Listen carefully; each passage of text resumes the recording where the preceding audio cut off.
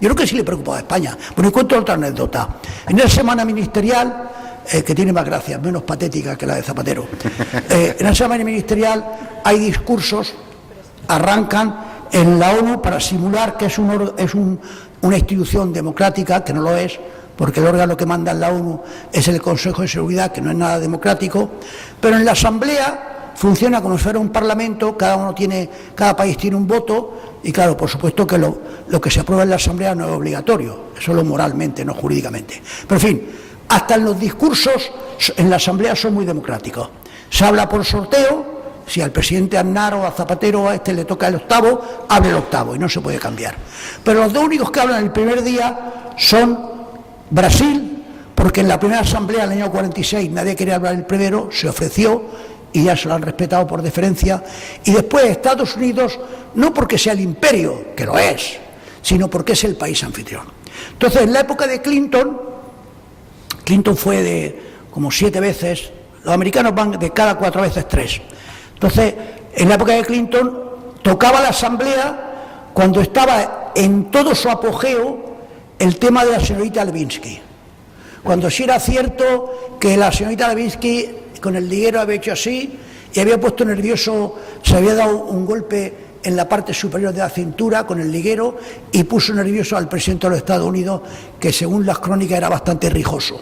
Total, que estaba el rumor aquel, incluso si lo inhabilitaban, porque como mintió en Estados Unidos, lo que no se admite es que el presidente mienta, es peor que cualquier pecado. Pues entonces hubo un proceso de inhabilitación, la Cámara de Representantes dijo que se inhabilitase, el Senado tenía que aprobarlo por 2/3 y votaron 60 por la inhabilitación, 60 de 100, por lo tanto estuvo al borde de que fuera inhabilitado. El ambiente estaba candente y entre que siempre van todo el mundo cuando habla Estados Unidos, cuando van otros, y además estaba el tema de Lewinsky, estaba la sala así, no cabía un alfiler, la reventa se vendía a $500 como mínimo.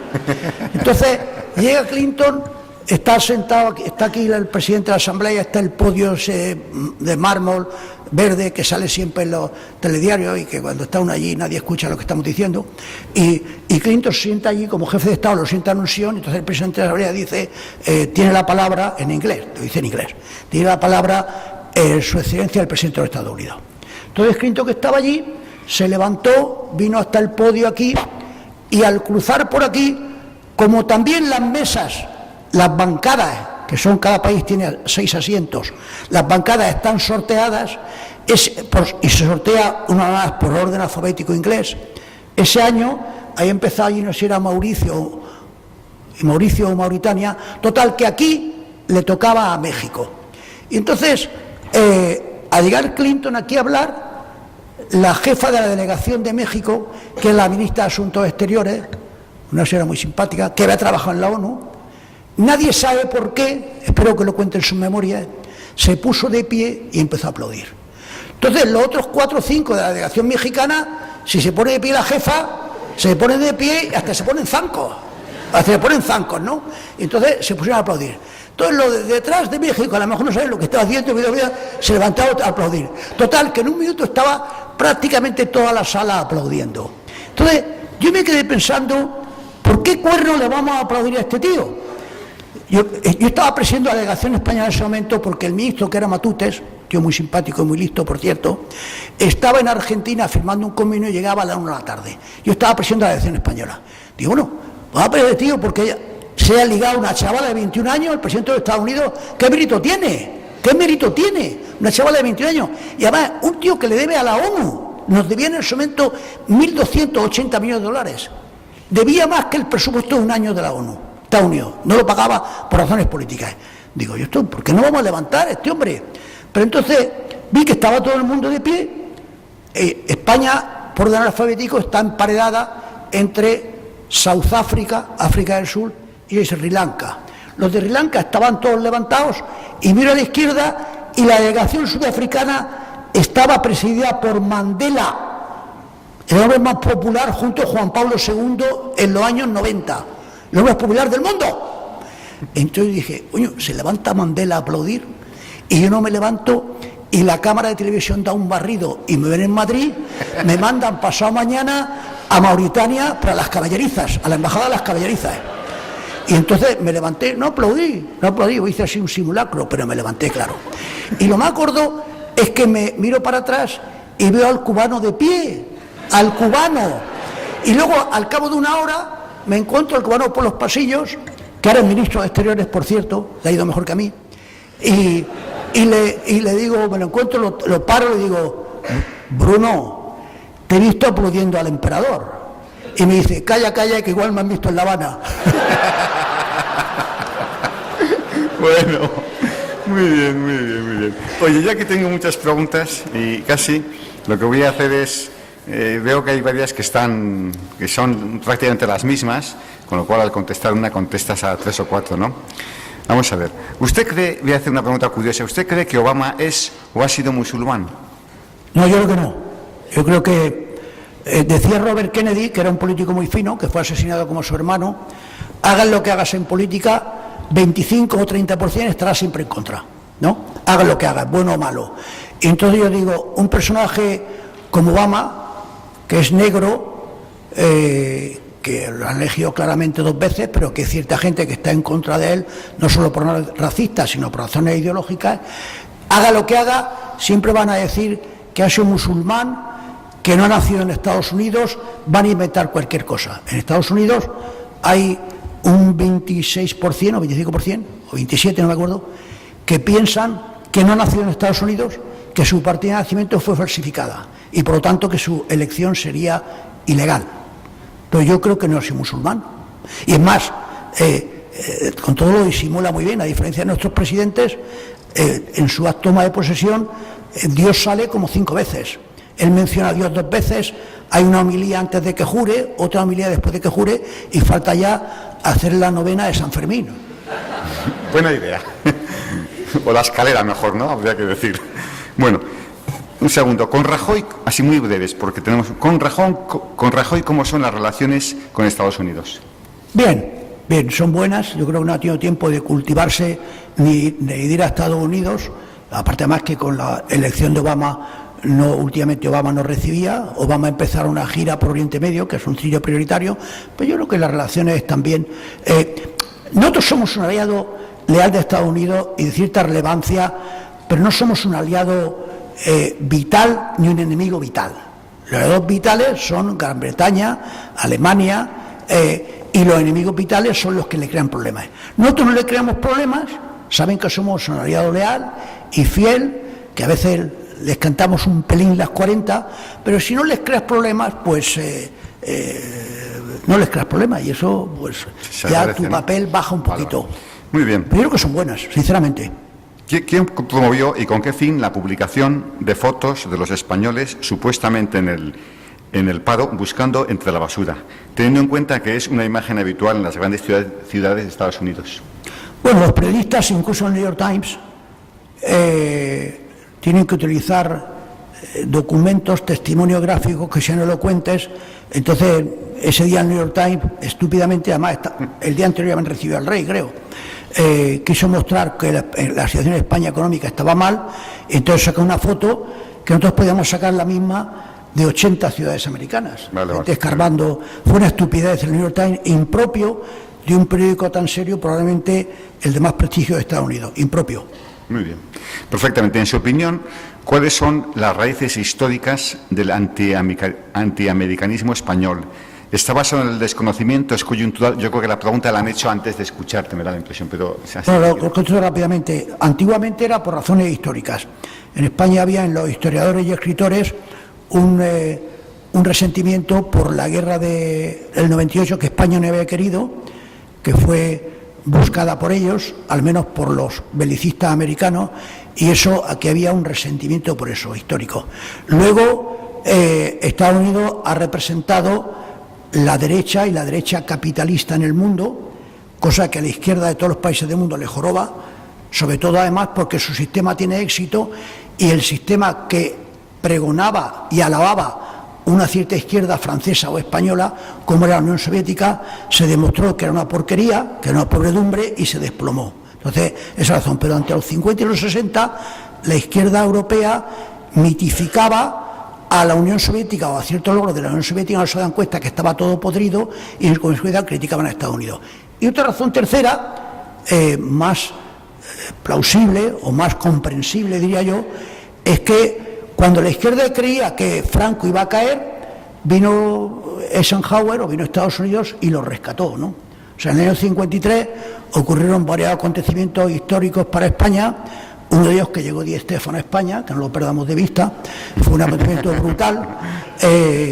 Cuando Di Stéfano firmó por el Real Madrid fue 7 días antes de que los americanos firmaran el acuerdo de las bases, pero sobre todo fue que los americanos firmaron el acuerdo de las bases. Eso a la izquierda española le sentó a cuerno quemado, que los americanos vinieran, si no a resucitar, sí a darle 8, 10 o 20 balones de oxígeno a Franco. E igual ocurrió cuando vino Eisenhower. Esa es otra razón por la que... Y luego lo que he dicho antes, que es el mayor de todo, el más potente, es resentido, envidiado y admirado, ¿no?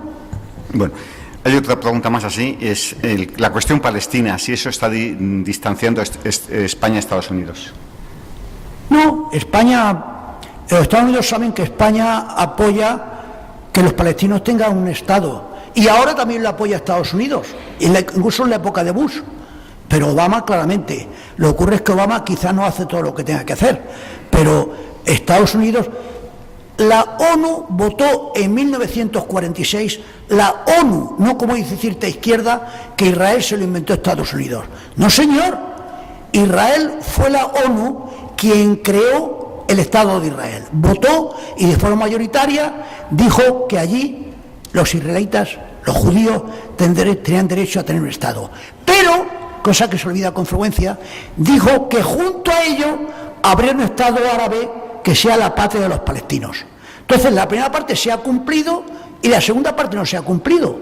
Entonces, España piensa, y cualquier persona sensata piensa, que los judíos de Israel tienen todo el derecho del mundo a vivir en tranquilidad, a que no les pongan la bomba en un autobús de niños, a que no les caiga un misil en una escuela o en un hospital o en una casa particular, y a que los estados árabes de alrededor reconozcan que tienen derecho a tener unas fronteras normales y respetadas. Pero al mismo tiempo los israelitas tienen que reconocer que otro tanto ocurre con los palestinos, que los palestinos tienen derecho a tener un Estado con límites razonables, no con asentamientos palestinos metidos aquí, que hacen una carretera que hace 15 nudos y 15 puestos fronterizos, que tienen derecho. Y esto es la postura que tiene España. Muy bien. Yo, para acabar casi, por aquello de que no dejar así tan... Yo le voy a pedir que cuente una anécdota que ha contado en la comida, que estuvo a punto de ser pariente de Felipe González. Por aquello, ¿puedes contarlo a ver cómo fue ese tema? Es un tema muy, muy curioso, porque os lo has dejado muy bien y casi estuviste a punto de ser Bueno, pero es que ayer ha contado con gracia, igual aquí ahora me sale con mala sombra. Pero en fin, yo fui una vez con Felipe González, yo no sé qué cargo tenía, debía ser, bueno, aquella época imagino que sea secretario de Estado para Iberoamérica. Sí, porque además no venía el ministro, por lo tanto sí, debía ser eso. Entonces fuimos a Bolivia en viaje oficial, fue en el año, en mayo del 92, creo que fue, no me acuerdo. Y en el día de Asueto, o la tarde de Asueto, cuando vas a un país, sobre todo en Bolivia además, que con la altura respiras o quieres tomarte una copa y te puedes caer al suelo, por la altura, porque está, cuando yo vivía allí, vivíamos a 3.620 metros de altura, la casa nuestra. Entonces lo llevaron a Felipe González a una finca de una familia de ascendencia alemana, pero bolivianos, cuyo uno de los hijos era su secretario o secretario de Estado en el Ministerio boliviano, era colega mío. Entonces era una finca que se dedicaba estrictamente a la cría de llamas y de alpacas, sobre todo de llamas, que exportaban luego a Estados Unidos. Y por ejemplo, Kim Novak, la espectacular Kim Novak, de los que tengan mi edad, de la película Picnic, que era una maravilla de mujer, y de Vértigo, en su granja en Montana o no sé dónde, tiene en su jardín 2 o 3 llamas compradas probablemente procedentes de este criadero boliviano. Entonces, allí mientras estábamos comiendo y tomando lo que llamamos unas salteñas y tomando un pisco, no me acuerdo lo que tomábamos, no hay que beber mucho en Bolivia, pero en fin, en la altura, en Santa Cruz, sí. Y entonces le dijeron al presidente González, que le querían regalar una llama. Y entonces Felipe González le daba corte a Felipe González, bien porque no quería que se molestaran, bien porque pensaba aquí le iban a despellejar la prensa, que la prensa aquí es muy a veces muy simpática con los presidentes, simpática entre comillas. Por lo tanto, rehusó, cortésmente, pero rehusó. Se lo dijeron otra vez. Y entonces Felipe González otra vez se escabulló. Entonces se me acercaron a mí los dos hermanos, el subsecretario y el hermano mayor, que es el que lleva la finca, y me dice: Inocencio, ¿por qué no le dices al presidente González que acepte la llamita? Es muy bueno para nosotros y va a ser estupendo que en España vean que llamas y tal, no sé cuánto tal. Entonces, en la hora del café, me acerqué a Felipe y le dije: presidente, tengo que plantearte una cuestión de Estado. Y me dice: tú me dirás. Digo: debes aceptar la llama. Hazme caso, que yo he vivido en Bolivia y les va a sentar mal que no acepten la puta llama, ¿no? Entonces, total, que al final Felipe dijo que quería, que se llevaba la llama. Y entonces, a la mañana, bien, la llama. Yo me leo del tema y al día siguiente por la mañana nos marchábamos a Río, a la cumbre de la tierra, a la cumbre de esa del medio ambiente, ahora me acuerdo. Nos marchábamos a Río. Suena el teléfono de la habitación y me dicen: doctor Arias, porque en Bolivia a todo el que tiene un poco de cultura es doctor, ¿no? Doctor. Así como los empleados son dones. El mayordomo de la embajada era don Santiago y la cocinera era doña Juana, pero los otros son doctores. Doctor Arias, digo: sí, soy yo, el doctor Arias. Dice: soy tal, y era el hermano mayor, el de la finca. Dice: que queríamos a usted regalar una llamita también. Digo: no. Digo, no, yo no vivo en un palacio como el presidente González. ¿Cómo? No, usted es muy amable, usted quiere mucho a Bolivia. Además, contó mi hermano que usted empezó aquí su carrera. Digo: sí, vamos a Bolivia. Es un país, vamos, y vamos, no parimos aquí a mi primer hijo porque Dios no quiso, porque lo concebimos aquí y me encanta Bolivia y tal. Pues lleve usted la llamita, no sé qué cuánto. Digo: que no me quiero, tengo un palacio como el presidente del gobierno. Pero yo pensé: lo que le pasaba ayer a Felipe González me va a pasar a mí. Van a pensar que soy un tío ordinario, que hace... Y digo: bueno, pues deme usted la llamita. Y dice: ¿y qué quiere usted? ¿Qué quiere usted? Digo: ¿cómo que quiero? ¿Quiere usted macho o hembra? Digo: ¿qué es la del presidente? Dice: es una hembrita. Digo: entonces la mía macho. Yo pensé, digo, el día de mañana las apareamos y yo me convierto en cosuegro de Felipe González. Y entonces yo me olvidé. Bueno, se lo dije a mi mujer y a mi cría, la pequeña, que gustaban mucho los animales. Le dije: no te lo vas a creer, le dije a mi carnita, pero vamos a traer una llama. No me digas. Digo: sí, vamos a traer una llama. Total, que a los 3 o 4 meses llaman de Moncloa que su llama ha llegado, está en el aeropuerto. Digo, en el aeropuerto, digo: bueno, que tengo que alquilar un camión. Dice: bueno, quizá el presidente. Digo: bueno, póngame con la secretaria del presidente, a ver si cuando la lleven a Moncloa, mi casa no está lejos, me traen la mía.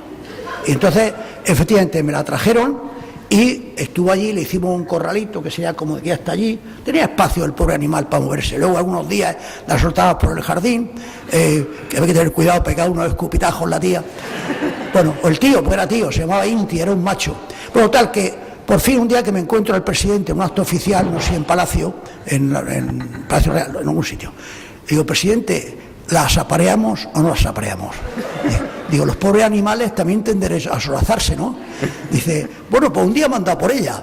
Total, mandó a por ella, se la llevó, estaba en la Moncloa ya como un mes y medio, y un día aparece en una prensa, en un periódico de Madrid, que no saben de qué hablar a veces, que estaba la llama de Inocencio Arias en la Moncloa para ver si procreaba, y que la cosa no funcionaba porque el macho de Chencho no funcionaba. Bueno, a mí me puso a 100, ¿no? Que cuestionaran la virilidad y la hombría de mi macho, me puso a 100. Entonces escribí un artículo en Tiempo, que lo tengo en algún sitio, tengo que encontrarlo, que decía que Inti, la llama mía, era tan macho como el primero. Pero que ¿qué ocurría? Que había pasado de una zona agreste y semiselvática en la montaña boliviana, en Yungas, a un palacio. Y eso a cualquier tipo, hombre o mujer, se cohíbe, ¿no? Y ya tiene un poco más de prevención para hacer las faunas propias de su sexo, ¿no? Digo, pero además hay un caso más grave todavía. Era un momento que empezaba a hablarse del caso Roldán, el caso Filesa, y la corrupción en el gobierno de Felipe González. Digo, pero es que además han tenido el mal gusto de colocar el corral donde están las dos llamas cerca, y además era verdad, pues yo había estado un día a una rueda de prensa de mi ministro, la han colocado a unos 5 o 6 metros de la salida lateral de la sala donde se celebra el Consejo de Ministros. Y la llama ha oído en varias ocasiones como estos dos jueces mal atravesados sigan con estos asuntos, al final no solo nos empapelan a 3 o 4 de nosotros, sino que empapelan hasta la llama. Y entonces el pobre animal ya no puede. Muchas gracias.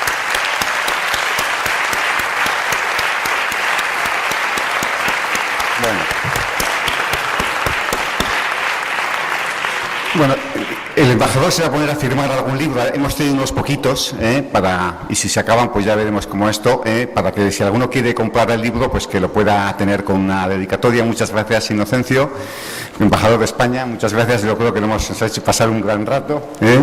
Y nada más, hasta la próxima, que yo creo que tendremos al consecretario de Estado de la marca España, por lo menos, antes. Nada más, muchas gracias.